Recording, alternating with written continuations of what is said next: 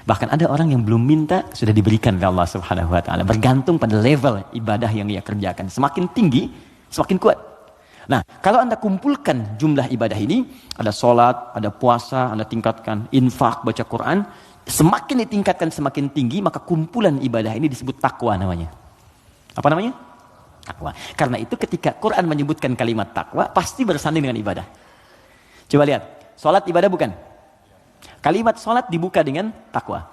Dzalikal kitabul la raiba fihi hudal lil muttaqin. Al-Baqarah ayat 2. Siapa orang takwa di sini? Ayat 3. Alladzina yu'minuna bil ghaib wa yuqimunas shalah. Oke, teman-teman, kita puasa. Puasa dibandingkan dengan takwa. Al-Baqarah ayat 183.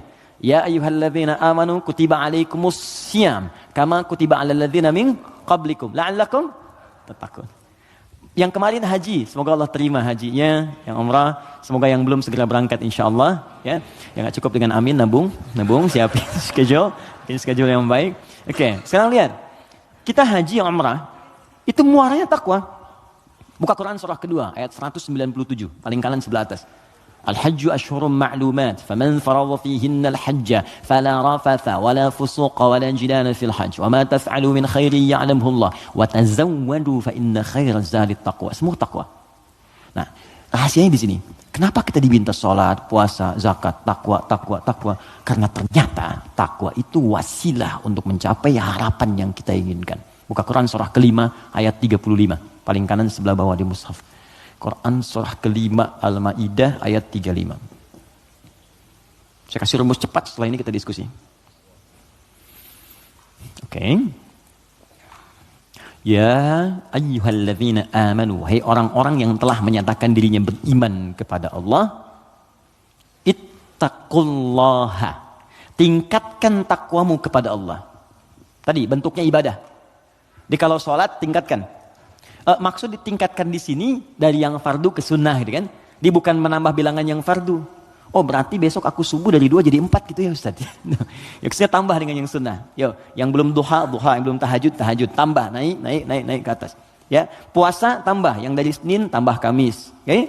Kamis, Senin, Kamis, puasa Ayyamul Bid, 3 hari di pertengahan bulan. Tambah lagi misalnya daun, kalau kita mampu sesuai dengan kemampuan. Naik, untuk apa? Teruskan ayatnya. Wabtaghu ilaihil wasilah. Takwa itu gunakan sebagai wasilah untuk meminta kepada Allah apa yang kau harapkan. Teman-teman mau minta apa? Sukses di karir?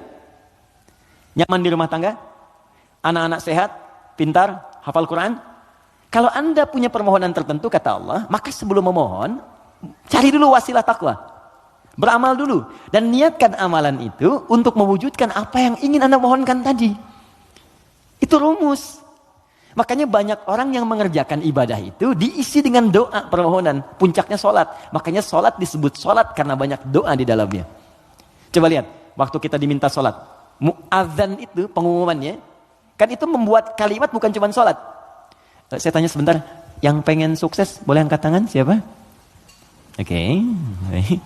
Yeah, it's happening. Oke, yang pengen bahagia? Baik. Yang pengen sukses tapi nggak bahagia, pilih mana? Sukses tapi nggak bahagia atau bahagia nggak sukses? Tidak ada pilihan ketiga dan nggak usah milih. Ini saya satu dulu. Oke, kalau Anda ingin keduanya, sukses dan bahagia, namanya falah di bahasa Arab. Apa namanya? Falahun. Kalau Anda digenggam dan nggak mau Anda lepas, maka disebut aflah namanya. Aflah. Oke, sekarang lihat sini. Teman-teman masih ingat setiap hari kita sholat kan? Sebelum kita sholat ada tanda waktu sholat telah tiba. Apa tandanya? Adzan. Yuk kita lihat suara adzan. Begitu Allahu Akbar sampai ke kalimat hayya 'alas shalah. Ayo sholat. Terus Anda bertanya, kenapa saya sholat ya Allah? Kata Allah, saya nggak butuh sholatmu. Kamu nggak sholat pun tidak akan menurunkan statusnya sebagai Tuhan.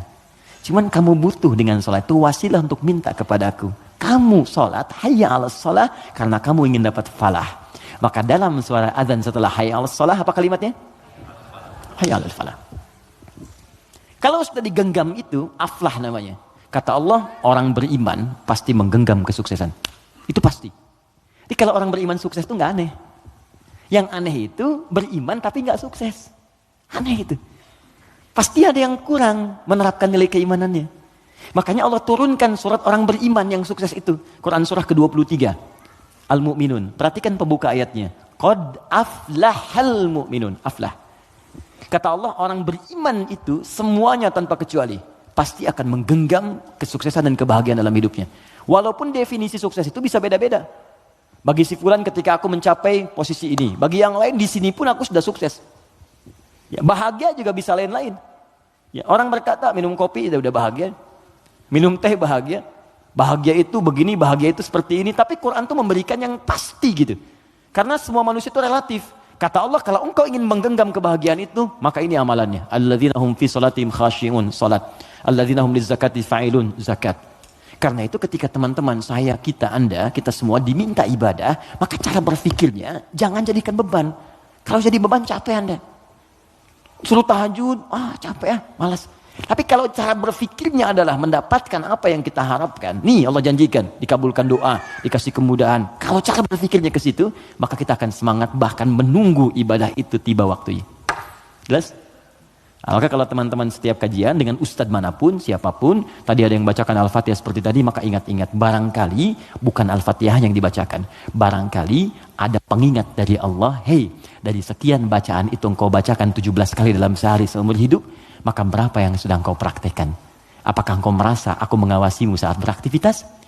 Ataupun engkau merasa bahwa setiap ibadah itu bukan beban, tapi untuk mengabulkan apa yang engkau harapkan?